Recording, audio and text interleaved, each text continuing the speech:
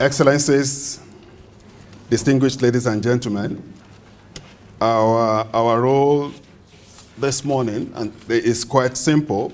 It's just for us to throw some lights on the fiscal erosion, mobilization of tax revenues, and private sector engagement in Africa.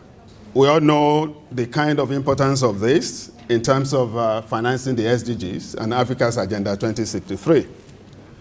If you look at the kind of debate and the progress of work on financing the SDGs, you will realize that the debate is not yet concluded. Many figures have been rolled out in terms of what it will take to finance the SDGs.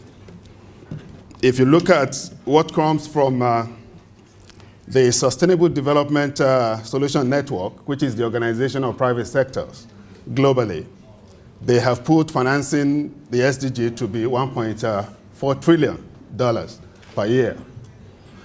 And if you look at Development Finance International and Oxfam, they put it as 1.5 trillion. UNCTAD put it between 3.3 and 4.5 trillion annually, and putting the financing gap to be 2.5 trillion. Essentially, if you look at the publication of Global Financial Integrity 2017, it put the cumulative value of global illicit financial flows to be between 2 and 3.5 trillion every year. It shows global illicit financial flow is more than the financing gap of the SDGs if we are able to stop illicit financial flows. Distinguished ladies and gentlemen, if you look at again what was contained in Agenda 2030, aka the SDGs, and the Addis Ababa Agenda for Action, financing development, you realize the kind of importance given to domestic resource mobilization. And on the basis of this, the need for all countries, particularly Africa, to focus attention on domestic resource mobilization was considered to be very critical to moving forward on the SDGs. And on this, a lot of things have been said in terms of where are we. A lot of innovations, a lot of reforms have taken place in Africa on taxes and revenue mobilization. But the tax rate as a share of GDP still remains one of the lowest, currently put at 19%, compared to 22% in Latin America and the Caribbean, 34% in OECD, and below the benchmark set by UNCTAD, that for any country to be able to finance its development, it means a minimum of 20% tax GDP ratio. The question is, what are the impediments to domestic revenue mobilization in Africa? And many people have really touched on this. Most of the people, the panelists you have today have written a lot in terms of domestic resource mobilization and tax reform. Particularly, I just want to underscore a few of the points which I have personally published on in terms of what are the key impediments of domestic resource mobilization in Africa. Meaning, why are taxes so low in terms of tax rates? I always use about 7 key points in terms of raising this issue. The first one, I talk about lower tax capacity of our tax administrators in Africa. Very few, with the exception of 4 to 5 African countries, have the capacity to really effectively mobilize domestic resources. And one thing that I know on the basis of my involvement when I was in government is that the private sector are smarter than our tax collectors. And they only tell you exactly, you only see what they want you to see. So that's one of the areas we have to really address. And again, in Africa, the tax base seems to be very low. Low in the sense that African economy is full of informalities. Many of them are not recorded. And we need to really find a way of formalizing some of these informal sectors to be able to increase the tax basis. Tax evasion, tax avoidance, they're part of it. And particularly, another thing relates to the issue of giving unnecessary tax breaks, tax holidays, and waivers to many of these multinational companies. Which made it very, very difficult for most African countries to really move on this direction. And again, the role of multinational companies, which some of our colleagues will talk about very soon. We know multinational companies, they're very proactive in terms of what they call tax planning strategy that creates opportunities for leakages in tax administration and tax collection in Africa. Well, we have had a lot in terms of base erosion and profit sharing over and under invoicing of receipts when things are imported or exported. These are part of the issues which we think we need to take into consideration. In Africa, one thing that really accounted substantially to low level of tax relates to the old mining contract. As we speak, there are many African countries that are still using the mining contract signed 40 years ago. And I'm going to give you one short example very soon. Again, there is what we call quid pro quo in taxation. What you give is what you get. Because there is limited transparency and accountability in use of public resources, people are not willing to pay tax. And people are not seeing the evidence of what they have paid for, and on the basis of that, they are not really willing to really give out tax freely unless they are fully forced.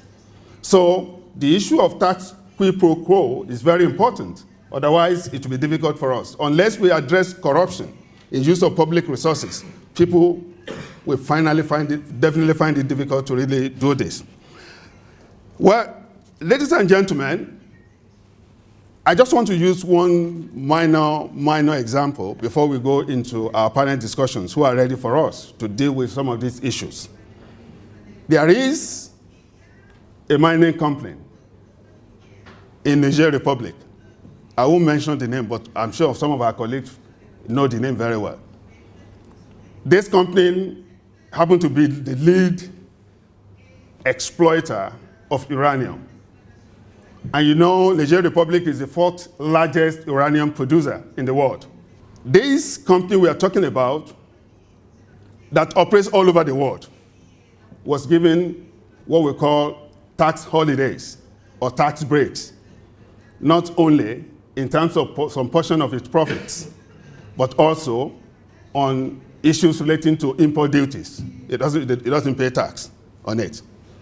It doesn't pay what we call value-added tax, and it doesn't pay taxes on fuel the vehicles or the company is using. Whereas somebody who does not have $1 a day must pay to use fuel, must pay tax on value-added commodities, and a lot of other ones. But I'm saying this, in 2013, the national budget of Niger Republic was 2.7 billion. Whereas the turnover of this company we're talking about was 12.56 billion. 12.56 billion globally, the global turnover. In that particular year, that company was paying 5.5% royalty you pay on uranium. Whereas the same company was paying 13% in Canada.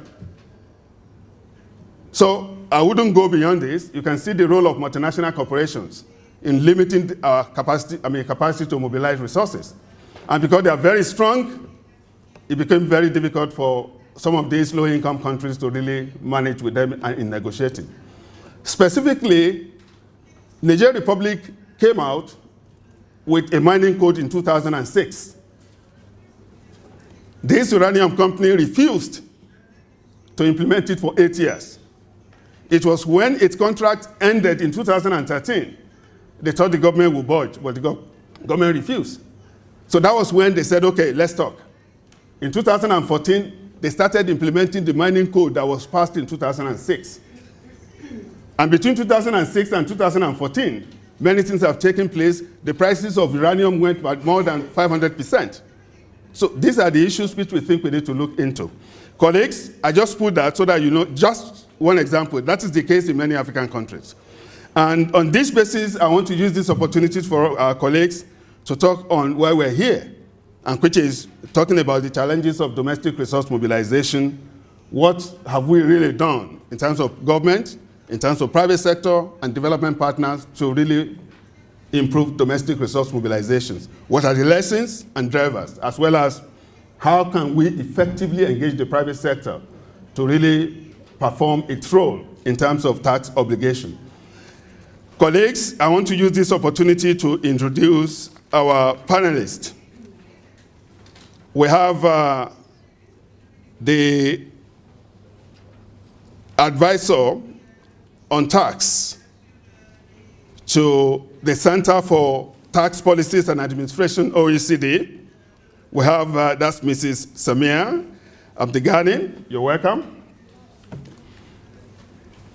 Colleagues, we have Mrs. Samil Sankak, the IMF resident representative, somebody who has been working on fiscal policy development across many African countries, somebody who has served as fiscal economist in Dakar in Senegal in the early 2000s, and again on a number of responsibilities across many African countries. And on the basis of this, we will again listen to her in terms of what the IMF has done over the past few years and how is IT really transforming the tax administration in Africa. She is the one on the right-hand side over there. And we have the Director of Legislation and International Cooperation in Senegal Revenue Administration in terms of my dear brother, Mr. Abdoulaye Badien. He's really here. And the last but not the least is Mrs. Eunice Kamwendo, who is the Development Policy Advisor, Regional UNDP Regional Bureau for Africa. This is somebody who has worked over 20 years on issues relating to development management, tax administration, not only in UNDP, but in the African peer review mechanism, as well as the Ministries of Finance and Planning of Malawi. So it's really a pleasure having you, Eunice. And while I'm moving to my seat, but let me just start with the video, which has been put in place by our colleagues in Senegal, as well as our colleagues in OECD, in terms of what have we seen in terms of revenue administration and some kind of successes in Senegal.